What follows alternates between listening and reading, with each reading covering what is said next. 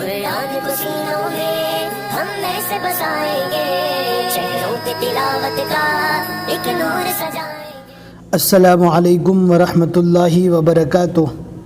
آپ کا استقبال ہے ہمارے چینل 5 to 10 منٹس درس قرآن میں۔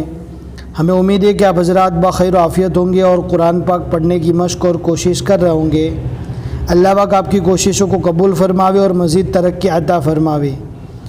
آج کا رکوع تھوڑا سا بڑا رکوع ہے، لہٰذا دھیان سے سنیں، ذرا بھی اسکپ نہ کرے، ویڈیو کو اینڈ تک دیکھیں۔ ہمیں امید ہے کہ انشاءاللہ آپ کو ضرور سمجھ میں آئے گا۔ آج ہمیں 20ویں پارے کا 7واں رکوع پڑھنا ہے۔ اب ہم پڑھنا اسٹارٹ کرتے ہیں۔ اعوذ باللہ من الشیطان الرجیم، بسم اللہ الرحمن الرحیم۔ فلما قضى موسى الأجل وسار بأهله آنس من جانب الطور نارا۔ دو زبر ہے، رکنے کی حالت میں الف مدہ بنے گا۔ بیچ میں ہم کو کسی نے سوال کیا تھا مدنی قاعدہ پڑھتے ہوئے کہ جس حرف کے اوپر دو زبر آتا ہے وہاں پر بعد میں الف لکھا ہوا کیوں رہتا ہے، حالانکہ دو زیر کے بعد نہیں ہوتا، دو پیش کے بعد نہیں ہوتا، لیکن دو زبر کے ساتھ میں الف لکھا ہوا رہتا ہے، تو اس وقت تو اس کا اندازہ نہیں ہوگا، جب رکا جائے گا تب اس الف کو پڑھنا ہے۔ اور دو زیر اور دو پیش کے اندر رکنے کی حالت میں کوئی بھی الف نہیں ہوتا، دو زیر اور دو پیش میں رکنے کی حالت میں جزم بنتا ہے، لیکن دو زبر کو ہمیشہ رکنے کی حالت میں الف مدہ بنانا پڑتا ہے، اسی لیے یہ الف لکھا جاتا ہے۔ ہمیں امید ہے کہ آپ کو سمجھ میں آیا ہوگا۔ قال لأهلهم كثوا إني آنست نارا لعلي آتيكم منها بخبر أو جذوة من النار لعلكم تصطلون۔ فلما أتاها نودي من شاطئ الوادي الأيمن في البقعة المباركة من الشجرة أن يا موسى إني أنا الله رب العالمين۔ یہاں پر انا پڑھا جائے گا۔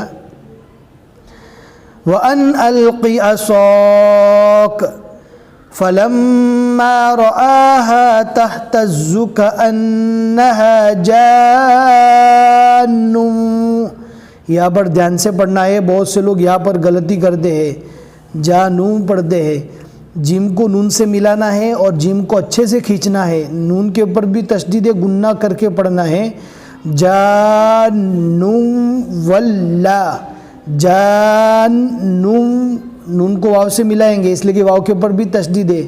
ولا کأنہا جان ولا مدبرا ولم يعقب۔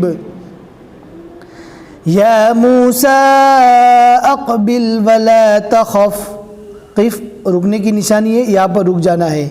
انک من الآمنین، اسلک یدک فی جیبک تخرج بیضاء من غیر سوء۔ یہاں پر ہماری سانس ٹوٹ رہی تھی، اس وجہ سے ہم رک گئے، لیکن یہاں پر اگر ملا کر پڑھیں گے تو اور بہتر ہوگا، اور اگر یہاں پر ہم رک جاتے ہیں تو اتنی بڑی گڑبڑی نہیں ہوتی جس کی وجہ سے ترجمہ بہت زیادہ غلط ہو جاوے۔ اگر رک گئے تو پھر رکنے کے بعد ڈائریکٹ آگے سے پڑھنا ہے، پہلے والے ٹکڑے کو ملا کر نہیں پڑھنا۔ وَضْمُمْ إِلَيْكَ جَنَاحَكَ مِنَ الرَّهْبِ فَذَانِكَ بُرْهَانَانِ مِنْ رَبِّكَ إِلَى فِرْعَوْنَ وَمَلَئِهِ۔ کل ہی ہمیں کمنٹ میں کسی نے پوچھا تھا کہ گول سا سرکل بنا ہوا رہے گا جس حرف پر، تو کیا اس حرف کو پڑھا جائے گا؟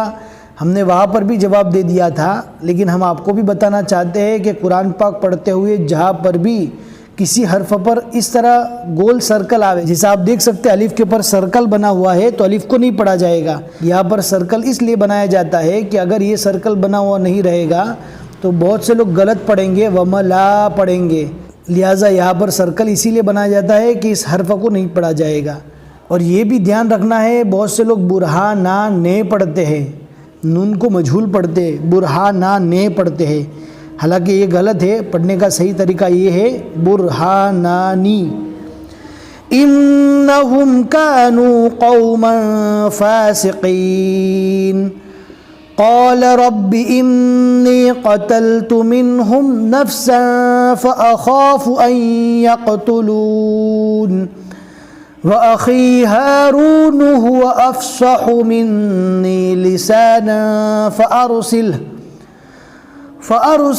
معی يرد ان يصدقنی انی اخاف ان یکذبون قال سنشد عضدك بأخيك ونجعل لكما سلطانا فلا يصلون إليكما۔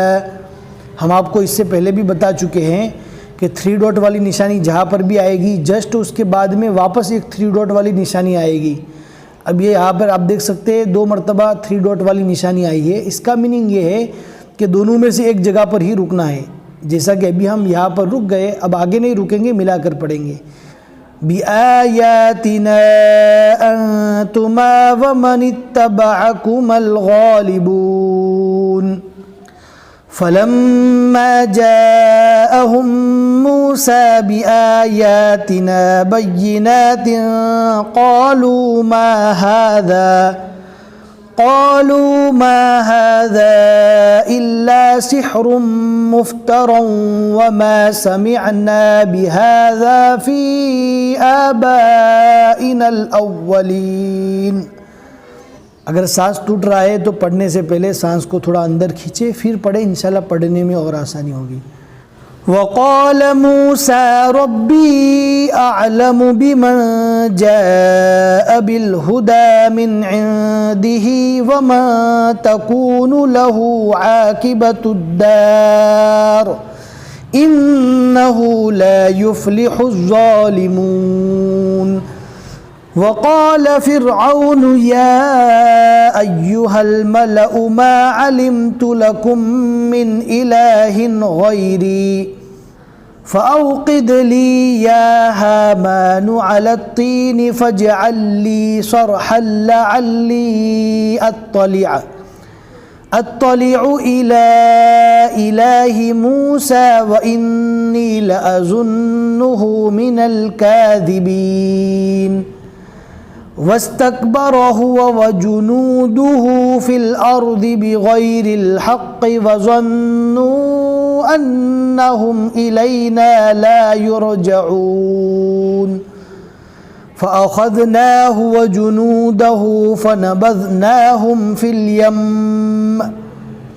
اب دیکھ سکتے ہیں میم کے اوپر تشدید ہے، اب یہاں پر رکیں گے تو ایسا نہیں کہ میم کے اوپر جزم پڑھ لیں گے اور تشدید کو نہیں پڑھا جائے گا، تشدید کو ہر حال میں پڑھا جائے گا۔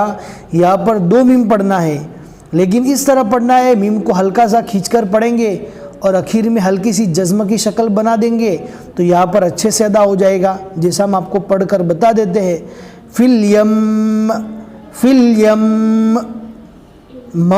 میم کو صاف نہیں پڑھنا زبر کے ساتھ میں، فی الیم نہیں، فی الیم فانظر کیف کان عاقبۃ الظالمین۔ وجعلناهم أئمة يدعون إلى النار ويوم القيامة لا ينصرون وأتبعناهم في هذه الدنيا لعنة ويوم القيامة هم من المقبوحين۔ صدق الله العظيم۔ الحمدللہ 20ویں پارے کے 7 رکوع یہاں تک مکمل ہو چکے۔ آج کے رکوع میں ہم نے 14 آیتیں پڑھی اور عین کے اوپر 4 لکھا ہوا ہے، اس کا میننگ یہ ہے کہ سورۃ القصص کے یہاں تک 4 رکوع مکمل ہوئے۔ ہمیں امید ہے کہ آج کا سبق آپ کو سمجھ میں آ گیا ہوگا، لائک کر کے ضرور بتا دے۔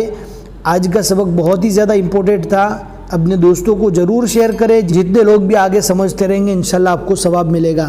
پھر ملیں گے انشاءاللہ اگلے سبق میں۔ السلام علیکم ورحمۃ اللہ وبرکاتہ۔